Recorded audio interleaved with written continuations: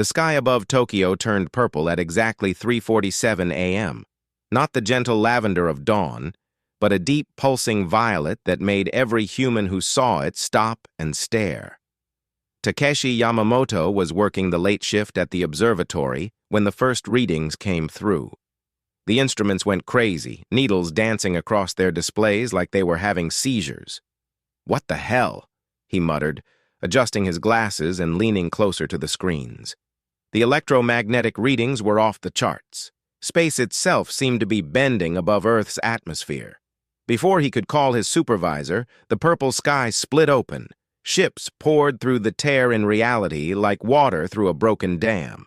They were massive, each one the size of a small city, their surfaces covered in strange geometric patterns that hurt to look at directly. The Craxian Empire had arrived. Commander Zektor stood on the bridge of his flagship, all four of his arms crossed in satisfaction. The conquest of this primitive world would be swift. His species had conquered 1,000 worlds, each one falling within days. Earth, with its scattered nations and primitive weapons, would be no different. "Begin the broadcast," he ordered, his voice a series of clicks and whistles that his translator converted to the dominant Earth language. Across the planet, every screen, every radio, every communication device suddenly displayed the same image. A creature standing 9 feet tall, covered in chitinous armor, with 4 arms and eyes that glowed like embers. When it spoke, the words came in every language simultaneously. "Inhabitants of Earth, I am Commander Zektor of the Craxian Empire. Your planet now belongs to us. Surrender immediately and you will be allowed to serve. Resist and you will be destroyed." The message repeated 3 times before the screens went dark. In Washington, D.C., President Sarah Chen stared at the blank monitor in the Situation Room. Around her, generals and advisors sat in stunned silence. Someone had to break it. "Madam President, what are your orders?" General Morrison asked, his weathered face grim. Chen stood up, her hands flat on the table. "Get me every world leader on the line, and mobilize everything we have." The first Craxian attacks came within hours. Energy beams lanced down from orbit, turning military bases into glass. Fighter jets that scrambled to intercept the alien craft were swatted from the sky like insects. In the space of 6 hours, humanity's conventional military might was reduced by 70%. But something strange happened in the ruins of Fort Bragg. Private Jessica Martinez crawled out from under the rubble of her barracks, blood running down her face. She should have been dead. The beam that hit her building had vaporized everything else, but she was still breathing. More than that, she felt different, stronger, angrier. She wasn't the only one. All across the planet, humans who survived direct exposure to Craxian weapons were changing. Dr. James Wright in London documented the phenomenon as he watched his own body transform. The alien energy weapons, designed to destroy at a molecular level, were having an unexpected effect on human DNA. Instead of killing them, it was activating something dormant in their genetic code. "It's like our bodies are adapting," he recorded in his journal. "The pain is excruciating, but when it passes, the subjects display enhanced strength, speed, and regenerative abilities. It's as if the human genome was waiting for this trigger." The Craxians noticed too. Commander Zektor reviewed the battle reports with growing unease. The kill rates were all wrong. Species with this level of technology should have suffered 98% casualties by now. Earth had lost only 60%, and the number was dropping as more humans survived encounters with their weapons. "Increase the intensity," he ordered. "These creatures are more resilient than expected." The second wave of attacks was more brutal. Entire cities vanished in pillars of light.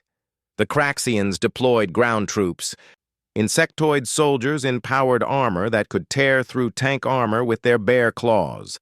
They expected to find a broken, demoralized population ready to surrender. They found something else entirely. In the ruins of New York City, Marcus Thompson led a group of survivors through the subway tunnels. They called themselves the Resistance, though it was more instinct than organization that kept them moving. Marcus had been caught in the first wave of attacks, the energy beam burning through his apartment building. He should have died.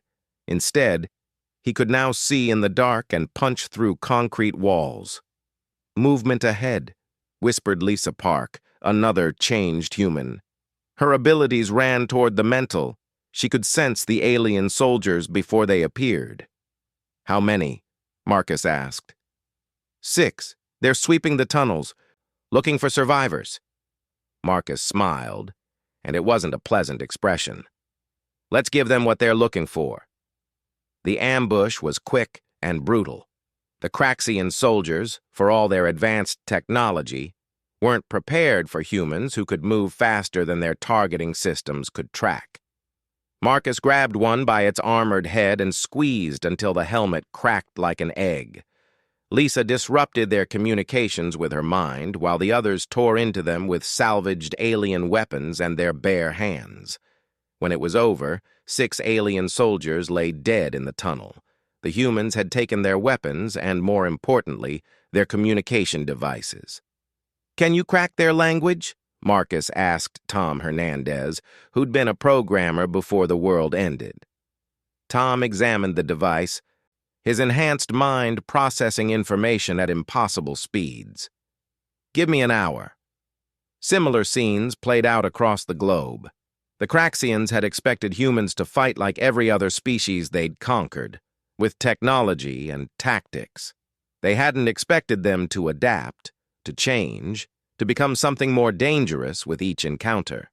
In Moscow, Natasha Volkov led a strike team that brought down one of the smaller Craxian ships using nothing but stolen energy weapons and an almost suicidal disregard for their own safety. When the ship crashed in Red Square, humans swarmed over it like ants, tearing it apart to understand its technology. In Sydney, Aboriginal elder William Mundine discovered that the ancient songs of his people, when sung by those who'd been changed, could disrupt Craxian shield frequencies. The revelation spread quickly through the survivor networks that were forming. In Cairo, Dr. Amara Hassan made perhaps the most important discovery. The Craxian weapons didn't just trigger changes in those they failed to kill. The effect was spreading. Humans exposed to the changed ones were beginning to develop abilities too, though more slowly. "It's viral," she explained to the gathering of scientists and military personnel in an underground bunker. "Whatever the Craxian weapons activated in our DNA, it's contagious. Humanity is evolving in real time." Commander Zektor received the reports with growing alarm. Casualty ratios were reversing. His ground forces were being ambushed and destroyed by creatures that seemed to grow stronger with each battle. Worse, intelligence suggested the humans were beginning to understand and replicate Craxian technology. "This is impossible," his science officer clicked nervously. "Their neural capacity shouldn't be able to comprehend our systems for another 1,000 years of evolution." "And yet they are," Zektor replied. He pulled up the holographic display of Earth. Large sections that should have been pacified were showing red, active resistance. "What are we missing?" The answer came from an unexpected source. A captured human, brought aboard for interrogation, provided the key. The woman, Maria Santos, had been a historian before the invasion.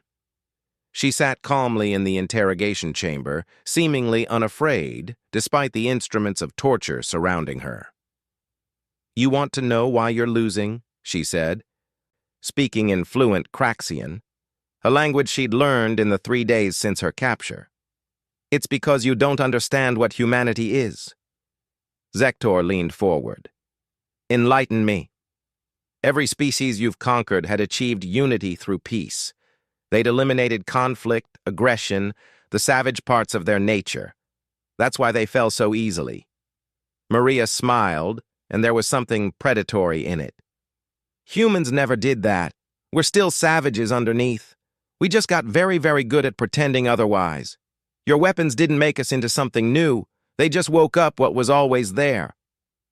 Before Zektor could respond, alarms began blaring throughout the ship. Maria's smile widened. That would be my friends. You really should have killed me when you had the chance.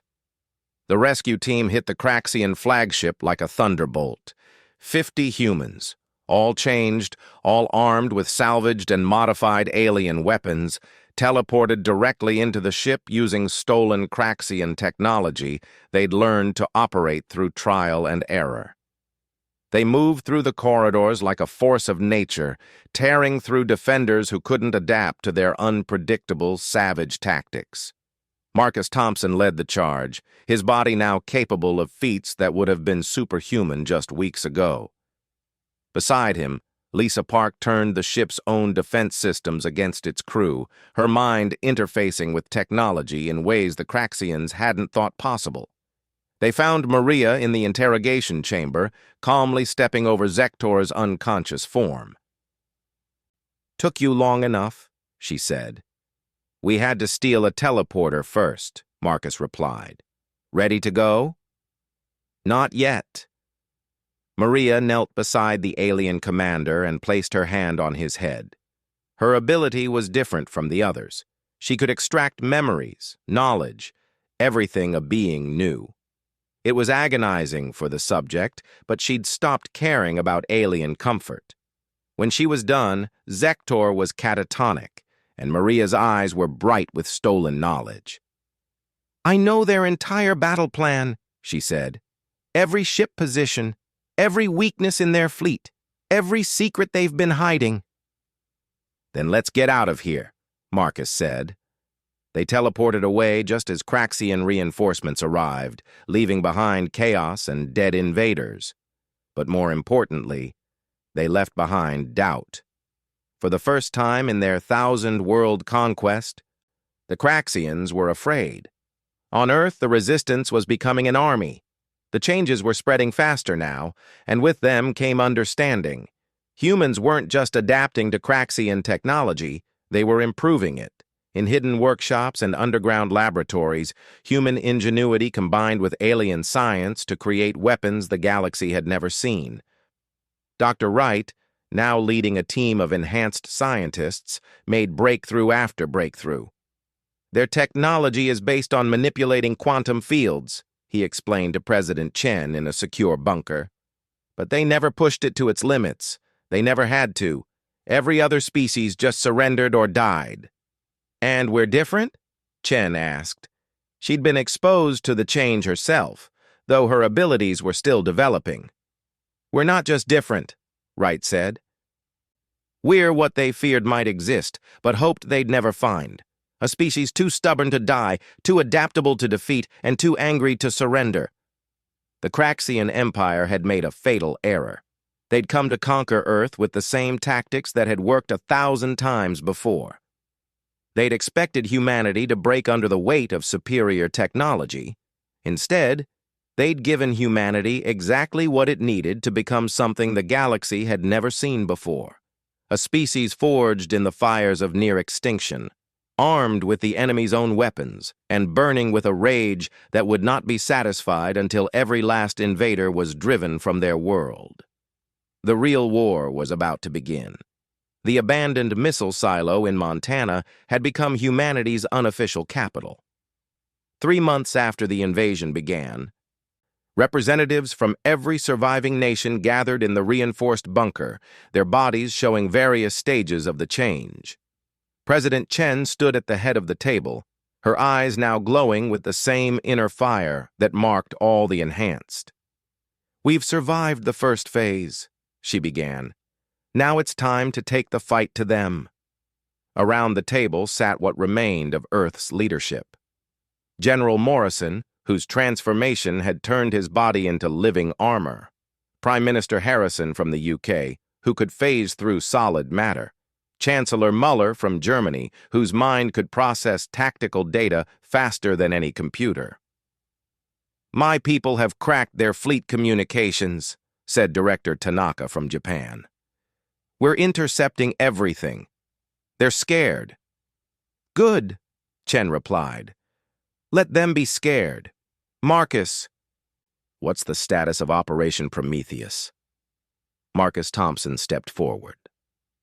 In the months since the invasion, he'd become humanity's de facto military commander, not through appointment, but through savage competence. His raids had liberated more alien technology than anyone else. "We've got 17 captured ships operational," he reported. "Another 30 in various stages of repair. The problem isn't flying them. Our enhanced pilots learn fast. The problem is, we need more." "Then we take more," said Colonel Petrov from Russia. His transformation had given him the ability to split into multiple versions of himself, each capable of independent action. "My teams are ready for simultaneous strikes on their ground bases." Lisa Park, now heading intelligence operations, added her voice. "We've identified their supply lines. They're bringing in resources from off-world to maintain their fleet. If we can disrupt those, we starve them out," Chen finished. "Do it." The meeting continued for hours, planning humanity's transition from desperate survival to calculated warfare. But the real weapon wasn't in their stolen ships or enhanced abilities. It was in what Dr. Wright presented next. "We've made a discovery," he said, projecting holographic data into the air. "The Craxians have been dominant for so long because they found a way to suppress the evolution of other species. Every world they conquered had been secretly influenced to remain stagnant." "But not Earth?" Morrison asked. "No. We were too far out, too insignificant. They never bothered with us until we started broadcasting radio signals into space. By then it was too late. We'd already become what they tried to prevent, a species capable of rapid adaptation." Wright manipulated the display, showing DNA sequences. "The change isn't random. Our bodies are accessing genetic memories, abilities our ancestors needed to survive. But there's more. We're not just remembering, we're improving. Each generation of enhanced humans is stronger than the last." "Generation?" Chen raised an eyebrow. "The children of the changed are being born with abilities active from birth," Dr. Hassan explained. She'd flown in from Cairo, where she ran the largest medical research facility. "They're learning to walk at 3 months, speaking at 6. Their minds are processing information at rates we can barely measure." The implications were staggering. Humanity wasn't just fighting back. It was transforming into something that could challenge the Craxian Empire's dominance over the galaxy. "Speaking of which," Maria Santos interrupted, "I've finished processing Commander Zektor's memories. The Empire has a weakness." The room fell silent. Maria had spent weeks sorting through the alien commander's knowledge, her mind struggling to contain an alien lifetime of experiences. "They're not an empire in the traditional sense," she explained. "They're parasites. Every world they conquer, they strip of resources and technology, then move on. They don't create. They only consume. Their homeworld died millennia ago." "So they're space locusts," someone muttered. "Exactly. And like locusts, they've never faced real resistance. Their entire fleet, every ship attacking Earth, it's all they have. If we destroy it, the Craxian Empire ends." The weight of that revelation settled over the room. They weren't just fighting for Earth. They were potentially ending a threat that had plagued the galaxy for thousands of years. "Then we end them," Chen said simply. "Begin Phase 2. Operation Prometheus launched that night. Across the globe, human strike teams hit Craxian positions simultaneously. The attacks were coordinated down to the second, information flowing between enhanced minds at the speed of thought. In London, Captain Elizabeth Brown led her squad through the ruins of Parliament. The Craxians had turned it into a command center, confident in their shields and automated defenses. They hadn't counted on humans who could phase through their barriers or mentally hijack their systems. The battle was brief and vicious. Brown's team didn't just destroy the facility, they downloaded everything in the Craxian databases first. Tactical positions, supply schedules, personnel files. Every piece of intelligence was transmitted to the Montana bunker in real time. In Beijing, Master Sergeant Chen Wei demonstrated why the Craxians had learned to fear close combat with humans. His enhancement had turned his body into a living weapon, capable of generating energy blasts from his hands. He tore through Craxian armor like paper, his squad following in his wake. The aliens tried to adapt, but they were fighting an enemy that changed tactics faster than they could counter. Every Craxian response was met with a new human ability, a new strategy born from the chaos of rapid evolution. Dr. Hassan's research facility in Cairo became the site of the most important discovery. While examining captured Craxian technology, her team found something that changed everything. "It's a beacon," she explained over the secure connection to Montana. "Every piece of Craxian tech is connected to it. It's how they coordinate across galactic distances." "Can we hack it?" Chen asked. Hassan smiled. "Better, we can turn it against them." The plan that emerged was audacious in its simplicity. Instead of destroying the beacon, they would use it to broadcast a message of their own, directly into the mind of every Craxian in the fleet. Maria Santos volunteered for the mission. Her ability to extract and project memories made her the perfect candidate. She would take the fear, pain, and rage of humanity's survivors and force-feed it into the Craxian collective consciousness. "You understand this might kill you," Dr. Wright warned as they prepared the connection. "Then I'll die knowing I gave them nightmares," Maria replied. The broadcast lasted only minutes, but its effects were immediate. Across the fleet, Craxian soldiers collapsed, overwhelmed by human emotions they'd never experienced. Fear, which they'd inflicted but never felt. Rage, which they'd provoked but never understood. And worst of all, determination, the human refusal to surrender that defied all logic. Commander Zektor, recovered from Maria's mental assault, watched his bridge crew writhe in agony. He'd felt those emotions firsthand, and now his entire fleet was experiencing them. "Cut the connection," he ordered, but it was too late. The beacon, designed to be unbreakable, couldn't be shut down without destroying every piece of technology connected to it. On Earth, Maria survived, though she spent days unconscious. When she woke, Lisa Park was there with a report. "It worked. The Craxian fleet is in chaos. Half their automated systems have shut down. Their soldiers are refusing to fight." "Good," Maria croaked. "Now we finish this." The counteroffensive began with the dawn. Human-controlled Craxian ships rose from hidden bases around the world. The pilots, enhanced humans who'd learned to interface directly with alien technology, flew with a precision that made their enemies look clumsy. Captain James Hawk Harrison led the first wave. His neural system had adapted to merge with his ship's controls, making him and the vessel one entity. Behind him flew dozens of others like him, each pilot unique in their abilities, unified in their purpose. The space battle above Earth was unlike anything the Craxians had faced. Human pilots didn't fly like other species. Predictable, logical, safe. They flew like predators, using tactics that no sane being would attempt. Ships rammed into enemies when ammunition ran low. Pilots overloaded their engines for burst speeds that should have torn their vessels apart. And through it all, the enhanced humans on the ground continued their assault. Every Craxian base fell. Every ground force was overwhelmed. The aliens who'd conquered 1,000 worlds were being systematically destroyed by a species they'd dismissed as primitive. In Moscow, Natasha Volkov achieved the impossible. She led a strike team that captured one of the Craxian motherships intact. The massive vessel, larger than any city, fell to 100 humans who'd learned to fight in ways that defied conventional warfare. "How?" Zektor demanded when he received the report. 100 against 10,000? His science officer, still recovering from the psychic broadcast, had an answer. "They don't fight as individuals.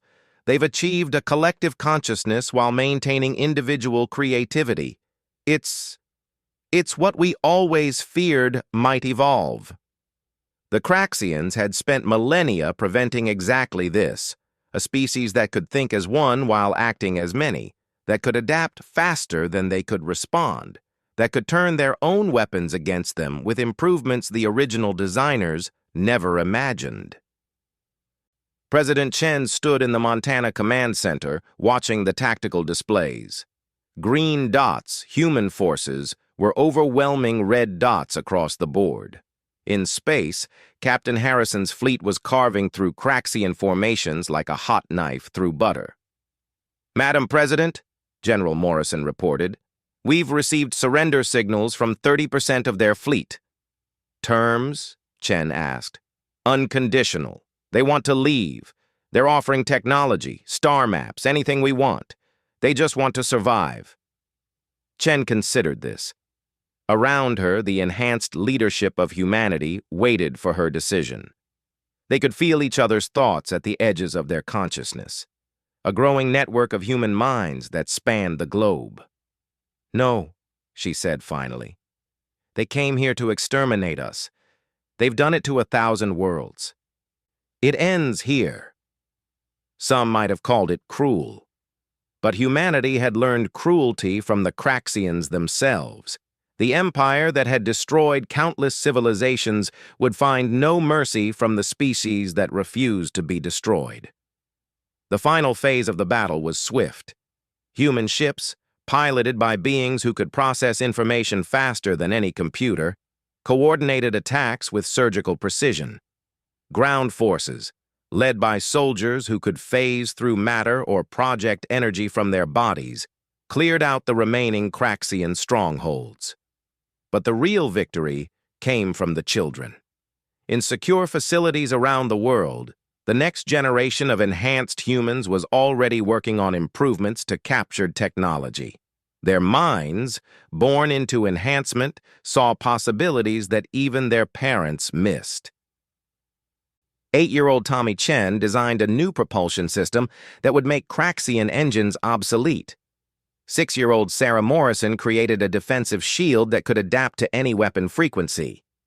These children, playing with concepts that had taken alien civilizations centuries to develop, were casually revolutionizing galactic technology. The Craxian Empire's defeat was total. But for humanity, it was just the beginning. They'd been forged in the crucible of near extinction, transformed by alien weapons meant to destroy them, and emerged as something the galaxy had never seen.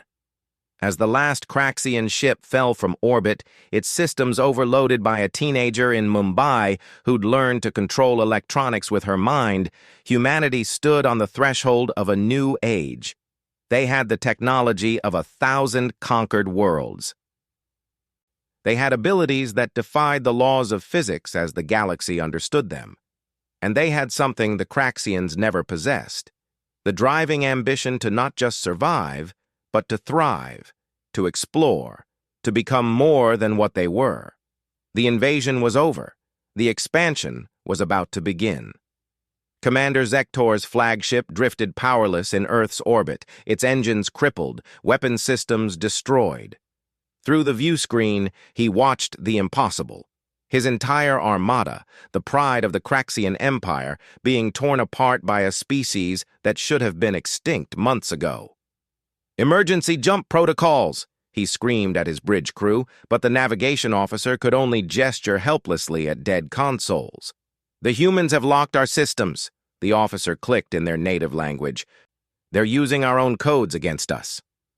On Earth, 16-year-old Miguel Rodriguez sat in what had been a high school computer lab, now converted into a cyber warfare center.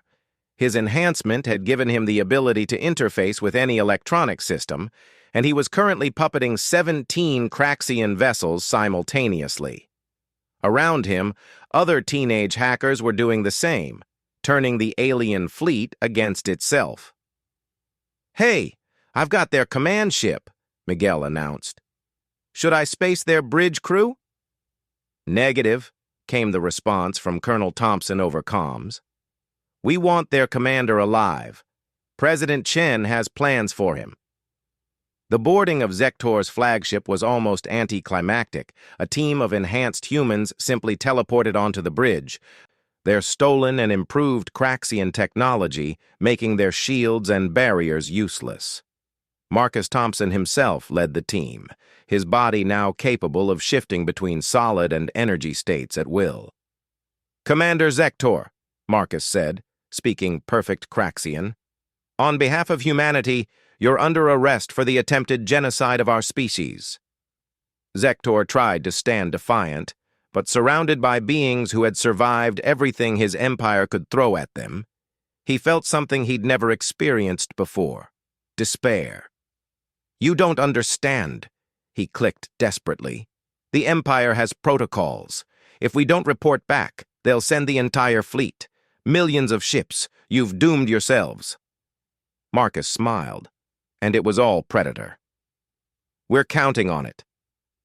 The trials were broadcast across Earth.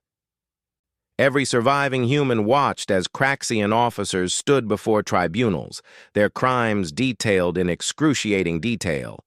1,000 worlds conquered, billions of sentient beings exterminated, entire civilizations erased from existence. But it was the testimony of the Craxian scientists that proved most damning. They revealed the truth. The Empire hadn't just conquered worlds.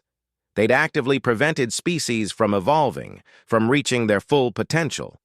They'd kept the galaxy in chains for millennia. "The humans were an oversight," one scientist admitted under interrogation. "A world too insignificant to suppress. We should have sterilized Earth when we first detected your radio signals. Now, you're what we always feared would emerge." President Chen presided over the final session.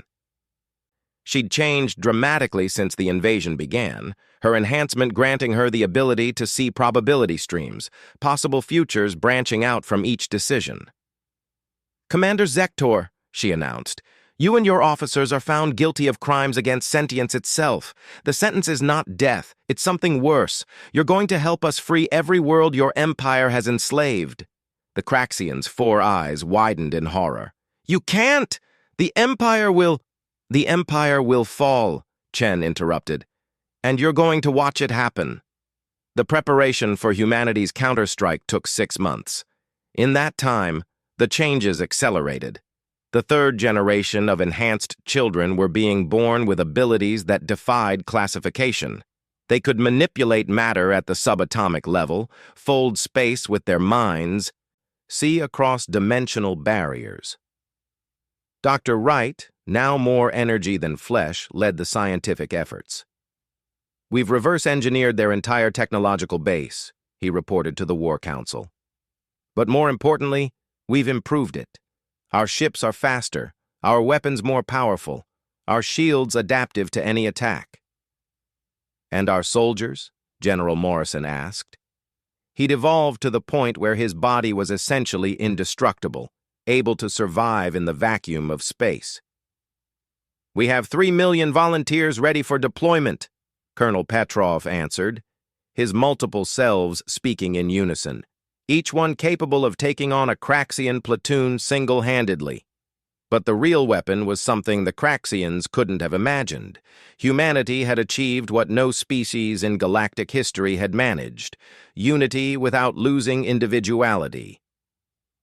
The enhanced humans could share thoughts and coordinate instantly across any distance, but each retained their unique personality and creativity. Lisa Park, now the nexus of humanity's collective intelligence network, explained it best. "We're not a hive mind. We're a jazz ensemble playing at the speed of thought. Everyone improvising, but in perfect harmony." The first human fleet launched on a clear Tuesday morning.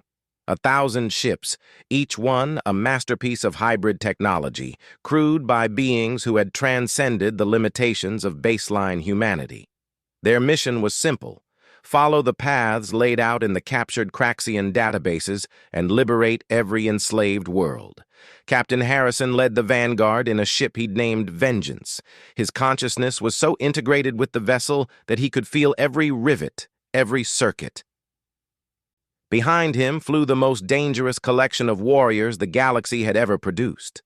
Their first target was Kelros Prime, a world the Craxians had conquered 50 years ago.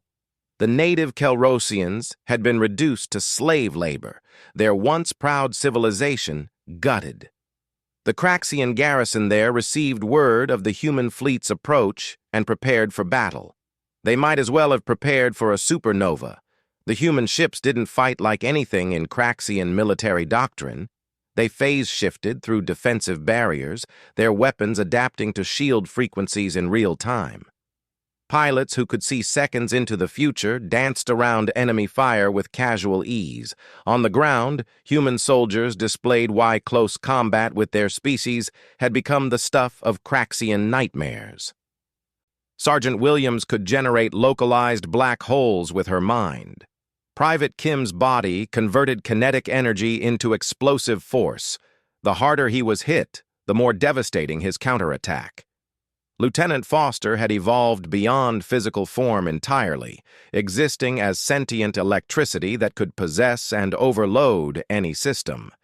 The battle for Kelros Prime lasted exactly 47 minutes. When it ended, every Craxian on the planet was either dead or captured, and the Kelrosians were free for the first time in half a century. But freedom came with a gift. Human medical teams, led by Dr. Hassan, had developed a way to trigger controlled enhancement in other species. It wasn't as dramatic as what had happened to humanity. Few species had the latent genetic potential humans possessed, but it was enough to ensure no world would be easily conquered again. "We're not here to rule," Captain Harrison broadcast to the liberated Kelrosians. "We're here to make sure no one rules you ever again." The pattern repeated across dozens of worlds. The human fleet grew with each victory as freed species joined the crusade against their former oppressors. The Craxian Empire, which had stood for millennia, was crumbling in months. On Earth, the children were already looking beyond the current war.